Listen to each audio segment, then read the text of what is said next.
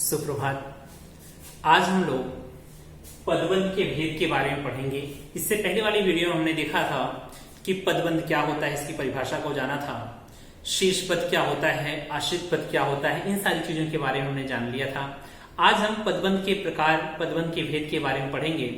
हमने पढ़ा था कि पदबंध के 5 भेद होते हैं: संज्ञा पदबंध, सर्वनाम पदबंध, विशेषण पदबंध, क्रिया पदबंध और क्रिया विशेषण पदबंध। इन्हीं के बारे में आज हम थोड़ी सी और जानकारी करेंगे कि किस तरीके से संज्ञा पदबंध कहां पर होता है, सर्वनाम पदबंध कहां पे बनता है।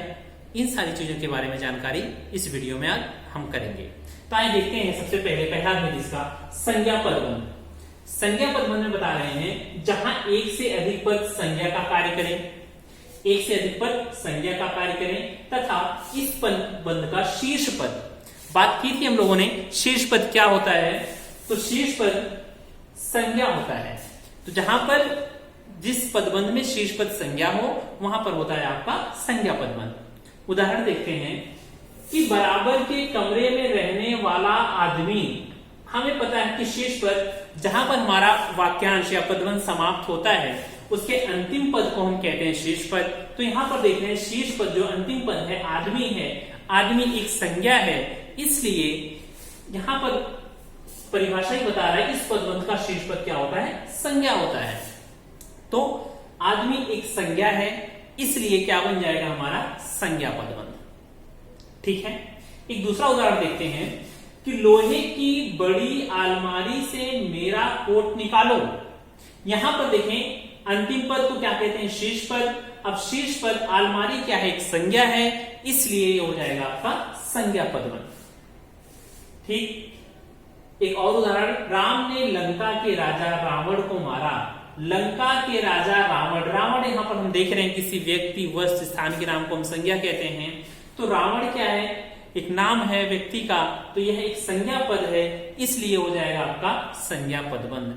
तो हमने देखा कि जिसका शीर्ष पद संज्ञा होता है वह संज्ञा पदबंध होता है। तो उदाहरणों के अनुसार से हमने देख लिया कि इसका शीर्ष पद क्या हो रहा है, सब संज्ञा हो रहे हैं, चाहे वह आदमी हो, अलमारी हो, रावण, ये सब उदाहरण के अनुसार से हमने देखा कि शीर्ष पद संज्ञा हो रहा है, इसलिए संज्ञा पदबंध है।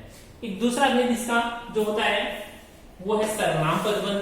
तो देखें जहां एक से अधिक पद सर्वनाम का कार्य करें तथा इस पदबंध का शीर्ष पद क्या हो, सर्वनाम होता है। शीर्ष पद क्या होता है, सर्वनाम होता है। जैसे मौत से टकराने वाला वह मर नहीं सकता।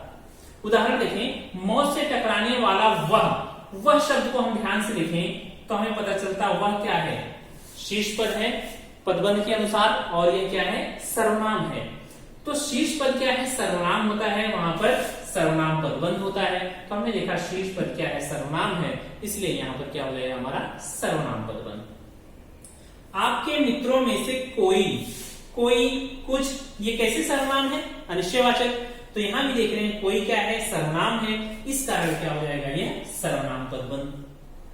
रोज समय पर पहुंचने वाले तुम कैसा शब्द है, कैसा पद है, सर्वनाम पद है, इसलिए यहां भी क्या हो जाएगा आपका सर्वनाम पदबंध। तो हम देख रहे हैं जिसका शीर्ष पद सर्वनाम होता है वहां पर सर्वनाम पदबंध होता है। और आगे बढ़ते हैं हम लोग। एक और भेद इसका देखें हम लोग, विशेषण पदबंध। विशेषण पदबंध में जहां एक से अधिक पद मिलकर विशेषण का कार्य करें तथा शीर्ष पद विशेषण होता है उसे हम कहते हैं विशेषण पदबंध। उदाहरण देखें, ऐसा व्यापक और भयंकर सूखा कभी नहीं पड़ा। देखें ऐसा व्यापक और भयंकर, भयंकर शब्द को हम देख रहे हैं, तो ये क्या है, सूखे की विशेषता को बता रहा है कि इतना भयंकर सूखा। तो विशेषता बताने के कारण ही यह क्या बन जाएगा हमारा विशेषण पदबंध।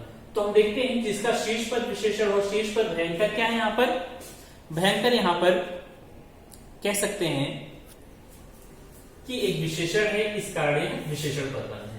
आगे है, शेर की तरह दहाड़ने वाले तुम कांप क्यों रहे हो। शेर की तरह दहाड़ने वाले, क्या विशेषता है उसकी, शेर की तरह दहाड़ना, तो यह भी एक विशेषता को प्रकट कर रहा है, इसलिए यहां पर विशेषण पदबंध है। या फिर परिश्रम करने वाले छात्र, परिश्रम करने वाला कौन होता है? परिश्रमी। परिश्रमी क्या है? विशेषण है। तो इसलिए हम कह सकते हैं यहाँ पर विशेषण पदबंध है।